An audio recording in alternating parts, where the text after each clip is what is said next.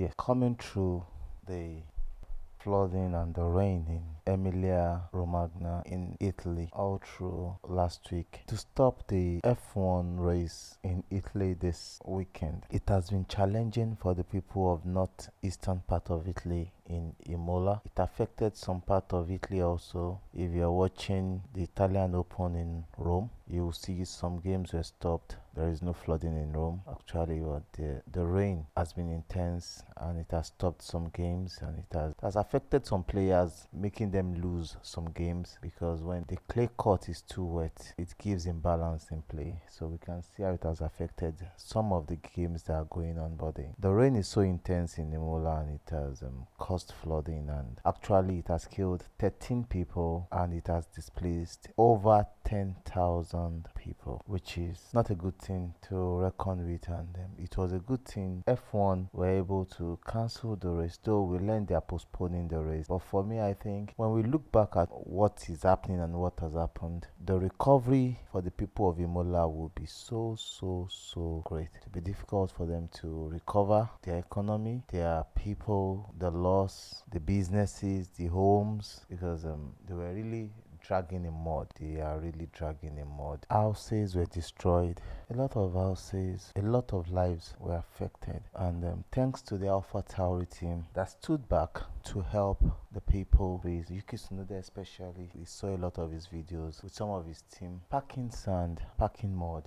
It's a very sad thing, a very sad situation. But we pray for the people of Imola that this too shall pass and they will come out stronger. My main thought on it is I don't think it is right for the FIA to postpone the race, because hosting a race is a multi-million business. These people are just coming back from this terrible situation, so they will need some time to rest, some time to think over it, ponder over it. Though they need something to lift their hearts up, to lift them up, but I don't think it is race. They will need money, they will need recovery, they will need support, they will need a lot of love to lift them up. And I hope the whole world can give them that to lift them up. My name is Oshifesolu Larry.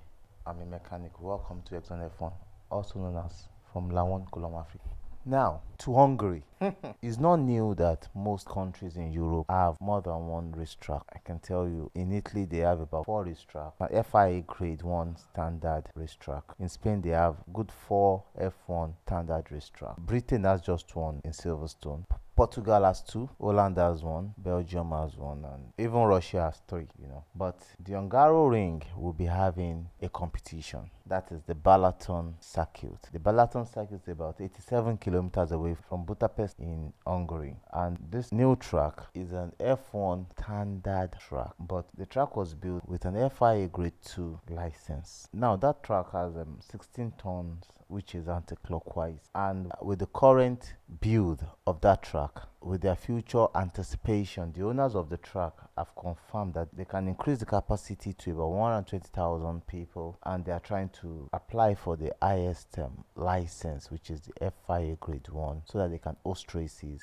and compete with the Hungaroring track that we all know in Hungary, where Formula 1 has been racing for some years now. Now the Hungaroring has their license, or will I say a contract, that binds them to host F1 races till 2027, and they're trying to push for more upgrades to the track, and also to look for a way to bring MotoGP to add to the things that have been done on the track in Hungaroring, which makes it more competitive. And with the Balaton track, which is a beautiful circuit, a very good circuit, it has been tested by one of the retired Hungarian F1 racer, which says that track is a beautiful track and is a very good track for racing, and races will be enjoyed on the track. So we hope they get their race license to race in F1 in the next 2-3 years, because a lot of exciting things are coming to F1 with the new regulations coming in 2026. It's going to be exciting. As you can see, the excitement that came along with the regulation change that came in 2022 with 2022 cars, giving us a different vibe, different race dynamic, But as this track is going, we are hoping to see in the next few weeks the Porsche will be hosting a race that is called Porsche on Track, which is to mark the 75th anniversary of Porsche Sport Cars. And in June, precisely June 10th, Festival of Dreams will host on that Balaton track in Hungary. And that is going to be interesting. In one of our videos, we'll bring you circuits that are explain circuits and licenses for circuits to you. The circuits that are grade 1, the grade 2 circuits, what can be done on those circuits. We would explain all those things to us and make us understand. But let's talk about upgrades. Now, most teams like Mercedes, Ferrari, and some other teams are meant to bring upgrades to the Imola track. And the Imola track is a track that they would be able to work out their upgrades and know how good the upgrades is, to know what they will do, what they need to change, what they need to add to it, and gather a lot of data and learn a lot from the track. But unfortunately, that race being cancelled add more spices to what the teams will do in Monaco, because the next race is coming in Monaco this weekend. Now, these are dynamic it will have, because everybody is looking at how quick they can get the setup. There will be engineering headache, because most engineers are prepared to give the upgrade, learn, and see what they can do in Monaco and in Spain, especially in Spain, to see what more upgrade they can bring to their car, because the Monaco track is a track that more downforce is needed because of the corners that are relatively high-speed corners in Monaco. So, and we all know the driver's will be tested in Monaco. So bringing upgrades to Monaco is just like coming to fight with one hand tied behind your back as a driver or as a team, because there are less things to learn. It's just come with the best of your cars to come and race. That is what Monaco is for. But now, a team like Mercedes have said they would bring their upgrades to Monaco no matter what, because they want to know what it brings. But they just want to see what the upgrade is bringing, start developing again, know what they are bringing next to Spain, because they are thinking of the championship in 2024. And if they're doing that, I think it will favor them, because some teams might be smart enough to be like, oh, because this didn't work, the Imola race was cancelled, they hope to upgrade the car, see how it works, then take the data back to the factory, develop some few bits, bring them in Spain. But now it's all or nothing for them. If that is what they are doing, they're throwing everything right into that. Feel like, hey, we want to win. We might not win this season, but next season we are competing and we are winning. And I think that's what Mercedes is going to do. And I think that's the best thing for them to do, to help them in this championship in which they are already nowhere. They came third last season. Being third presently now is just like the gap between them and Ferrari is I think closer than the gap between them and the Red Bull. And the gap between them and the Aston Martin is closer. So anything can happen between the three teams. And Aston Martin, I don't think Aston Martin, they are ready to relinquish their second position, because that's an opportunity for them. I'm not sure they are going to relinquish that position. And I think Mercedes are just a team that is very unbalanced this season. So we might think they don't want to relinquish it, but a car that is unpredictable, a car that they cannot say this is how it's going to perform on this track, is very dangerous for them. So they want to throw everything into it. And like I've said, it's all about them getting the structure and understanding their car. That car is fast. So they have their own problem, bring the right updates. And I think even before they bring updates, they have data. I'm not sure they have the right data analysts to help them analyze their data and look at where they are missing, because where Ferrari are really missing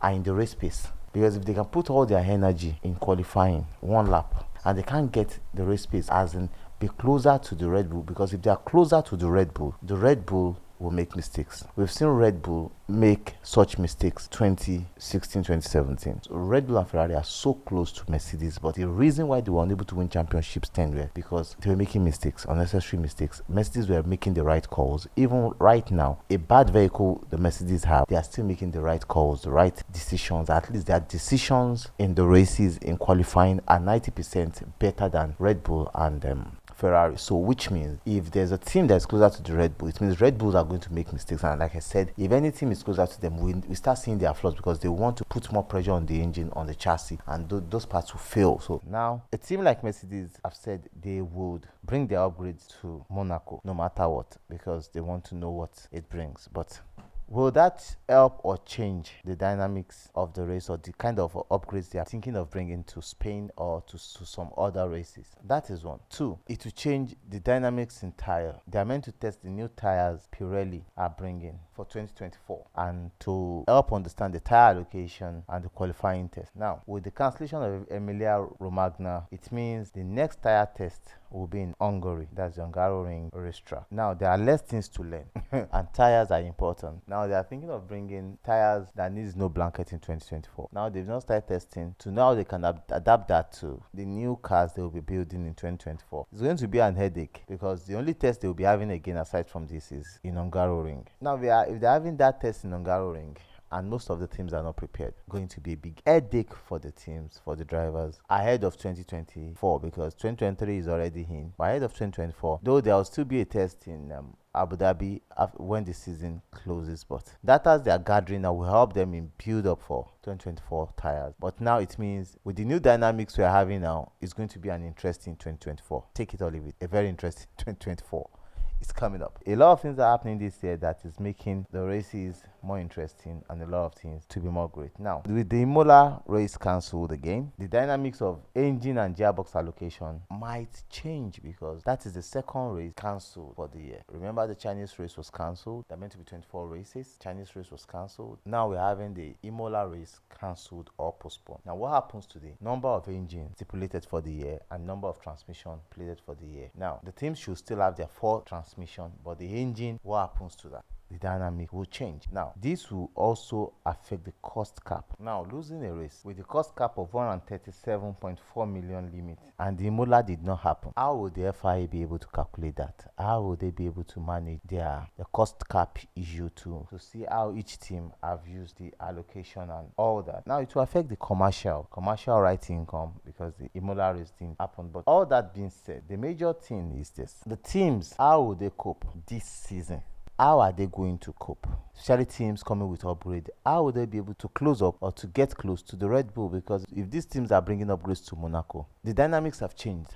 Some of them, like I said, are driving with one side and they're trying to make up for a lot of mistakes they've made since the beginning of the year, making a car that is like Mercedes, that is undrivable, that is poisonous, like they call it. Now for Ferrari, trying to upgrade their car and making sure they can build a good race pace and also good qualifying pace. For McLaren, to bring stability, for Alpine to bring stability, for the Aston Martin to increase or to close their gap, to bring them closer to Red Bull when the cost cap effect will really start to affect the Red Bull team. So how will they be able to manage? If Spain is coming before Monaco, it would have been a very, very good race or a very good understanding. The team will be able to manage and see, okay, from Imola to Spain, from Spain to Monaco, then from Monaco to Canada. So there are lots of things learned on the track. Or will I, because of principality in Monaco, the way the Monaco racetrack is structured, they are going to be having issues in seeing how their upgrades will work. But nevertheless, we leave it to the team because Mercedes are adamant they are bringing their upgrades and they are going to use their upgrades because they are really desperate on closing the gap. Now, let's see how that works out for Mercedes. Let's see how that works out for other teams that will also be bringing their upgrades to Monaco.